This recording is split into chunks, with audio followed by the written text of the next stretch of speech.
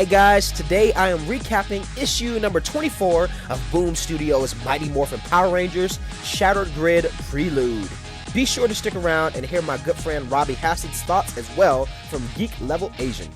This issue starts off with Rita conversing with Finster about how many monsters he recently created, which we learn he had a total of 14 all over the world. Rita then goes on saying how it is her role to conquer the Earth, not Finster's, and she orders him to activate all the monsters at once to cause immediate havoc for the Rangers.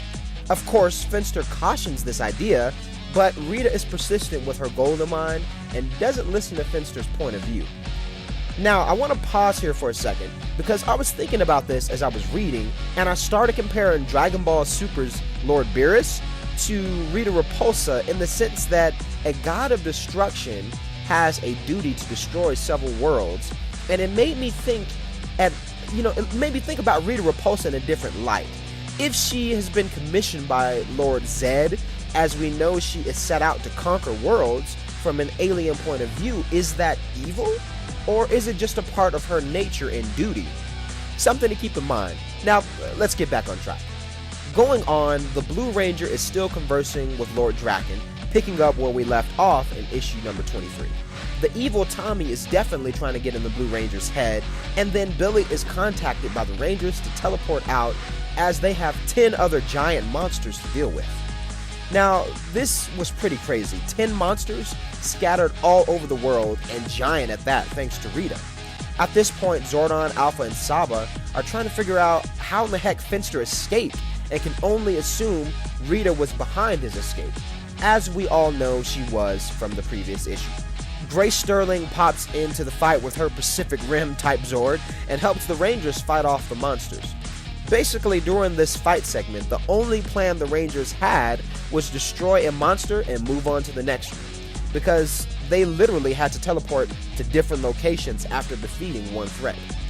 Eventually, something happens to the monsters, and they begin weakening, self-destructed at some point, as they weren't designed to take a third form. And Finster's remark to Rita's reaction when this happens was simply blissful. All I have to say about Finster, man, he is savage. That is it. That's all I gotta say. Then the Rangers form the Megazord and finish off the fight, ending the monstrous threat that was currently attacking several cities.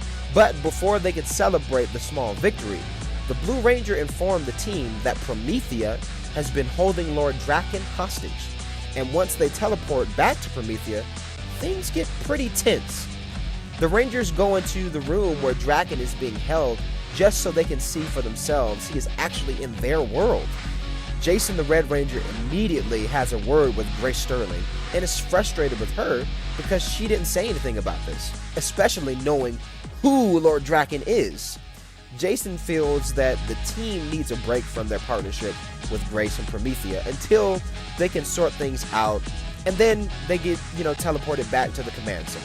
The Rangers feel that they should be holding Lord Draken in the command center rather than leaving him with Promethea, especially with the thought that Rita could find out he is in their dimension, which could complicate matters even more.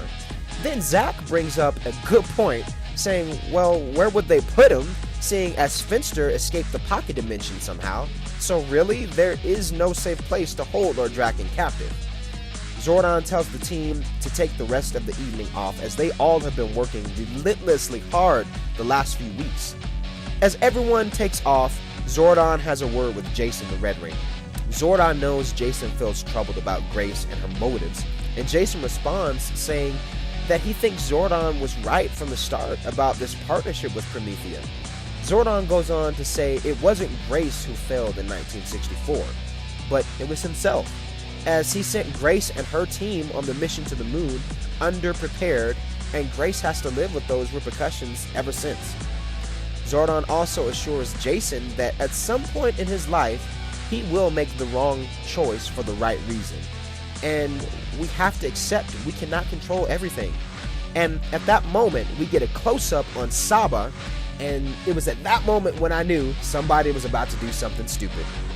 I thought it was going to be the Blue Ranger to accidentally free Lord Draken, but Saba teleports to Promethea, to basically execute the evil version of Tommy, as Saba has seen full on what he is capable of, and this world has no clue. Saba attempts to blast Draken with a laser beam, and Lord Draken ends up dodging it, causing his containment to break, and Lord Draken then grabs a hold of Saba and says, "It is not I who will be ending," then ripped Saba's head off. And then Lord Draken must have gone to Hogwarts in his college years, because he says some type of magic words which opened up a portal to somewhere. I can only imagine he is going to grab his morpher from his world, possibly, and that's the end of the issue. To be continued.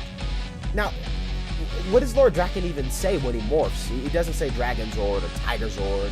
Does he say Draken Zord? I don't know. I'm still waiting to see what he says when he morphs. Or does he just say it's morphin' time and leaves it as...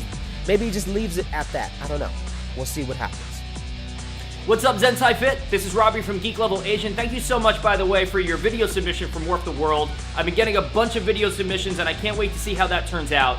But we're not here to talk about that today. Today, we're going to talk about the prelude to Shattered Grid, issue 24 of Mighty Morphin Power Rangers. So first things first, I do want to mention that I do love how much depth they are adding to all of the characters, again, to a children's television show. Let's be honest, Mighty Morphin Power Rangers was made for children, and the characters don't have too much of a backstory. But that is what we're getting from the Boom Studios comics. But now that I've said that, I'm not even talking about the Rangers right now, I'm talking about Finster.